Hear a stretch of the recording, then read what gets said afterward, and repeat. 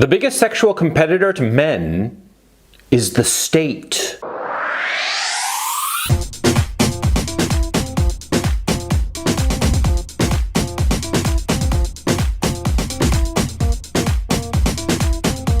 Yeah, it's very obvious because you see, in the past, men provided things for women. That was the whole point of it. Women provided sexual attractiveness, physical sexual attractiveness, which of course was a symbol, a sign rather, of fertility. That was why women looked the way that they do. They were showing to men by way of their long hair, by way of their breasts, by their hips and whatnot, that they were not only sexually available, but that they were fertile. Men, on the other hand, what did they have to provide to women to show that they were capable of supporting the woman? Well, they had to show that he had physical prowess, that he could provide the resources for her and her children, their children, so that they would survive. That was the point. That was the transaction that's going on. But now, of course, in our civilization, we have the state that has taken on a whole host of functions that in the past were functions provided by individual men. For instance, physical protection. Men in the past were the ones who provided the physical protection. Men in the past provided physical resources. These are now provided by the state by way of the police apparatus and the judiciary and the welfare state. It's no accident, of course, that in poorer areas, in poorer neighborhoods, among the poor demographic, there are more single mothers where the men have been, for all intents and purposes, shoved aside and the state has replaced them. The state is simping for women.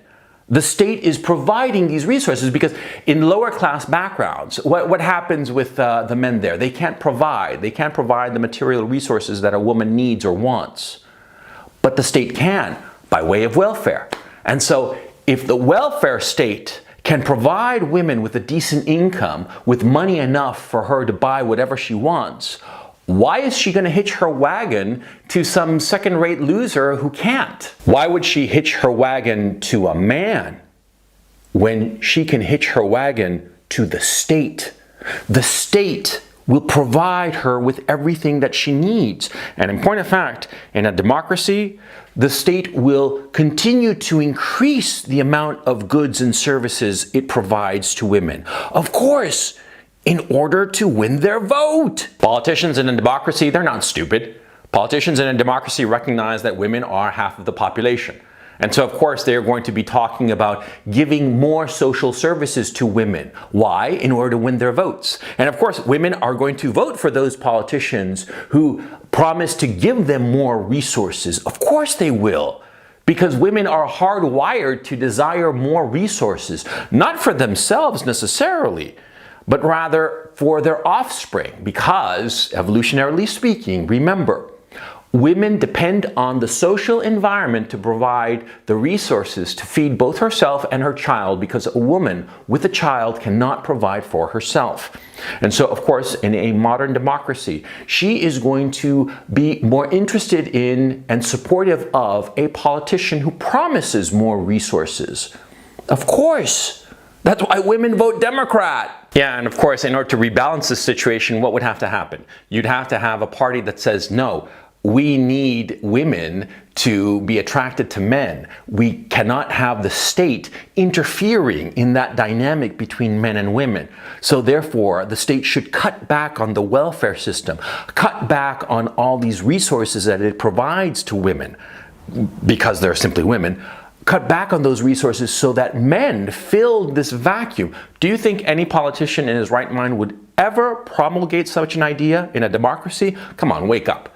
Never. It's never going to happen in a million years. That's why in a democracy, the state is going to continue to give more and more resources to women, encroaching on the role of men, cutting men out.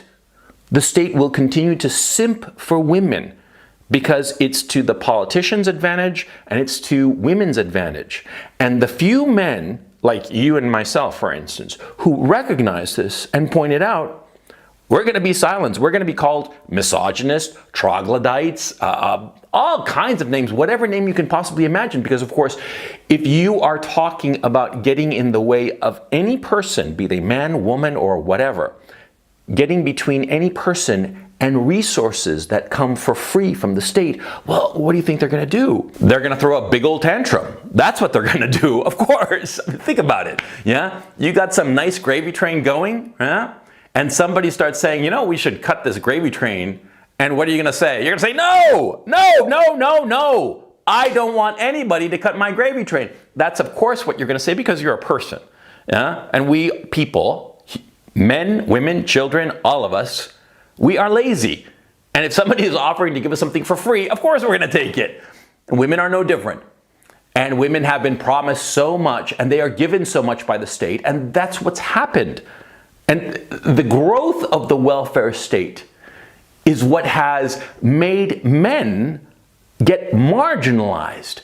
The only men who are still in the game, as it were, are the high status men, the men who, quite frankly, can provide more resources than the state. Those men, the guys who are like middle class, solidly middle class and higher, who can provide a better living standard than the guy who's like slightly below middle class and everybody below him, well, those guys are doing okay. But as the state increases the amount of resources that it gives to women by way of laws that protect them, by way of welfare payments and whatnot, by way of all the things that politicians promise to women in order to get their votes, as that amount of goods, services, resources increases, the number of men who will be able to compete with the state will begin to shrink, as we have seen happen. Yeah, and so you have fewer and fewer men whom women are sexually interested in. Fewer and fewer chads at the top of the sexual hierarchy. They get the spoils, the sexual spoils of all the women. And a larger and larger group of men are left with the hairy palm and porn. That's basically it. That's their lives, which is horrible. But this is happening. How to change this, I have no idea. But this is what's happening. Don't pretend otherwise. Our civilization is literally destroying the sexual dynamics between men and women. In the name of providing resources for those who are poor, for women who are vulnerable and whatnot, which is perfectly fine. It's a perfectly fine sentiment. I'm not some monster saying that this is a bad sentiment, no. But it has created perverse incentives. It has created the situation whereby middle class, lower middle class, and lower class women are not interested in a man. No. Why would they be interested in a man? They're only going to be interested in a man who's fun to be around with, who's hot, but not a man who can provide them long term. Why would they look for a man who can provide for them long term? They have the state who will provide for them long term. That's the perverse incentive that the welfare state has created. And it affects men, you. I mean, I know that my audience is 97.5% men. I know who I'm talking to. You have to compete with the state. You have to be better than the state.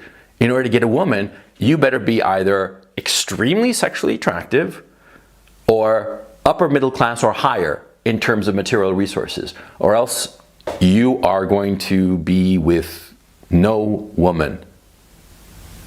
And it's because of the state. It kind of sucks now, doesn't it? If you like this video, please subscribe to my Patreon channel. Link is in the description below. I post videos every Wednesday that you'll find nowhere else. These Patreon exclusive videos, so far I have over 100 of them. And I also do a Sunday call-in show called The Weekly Webinar, where I talk about different things of interest. So please go check it out. Like I said, link is in the description below. Thanks very much for watching, and I will catch you next time.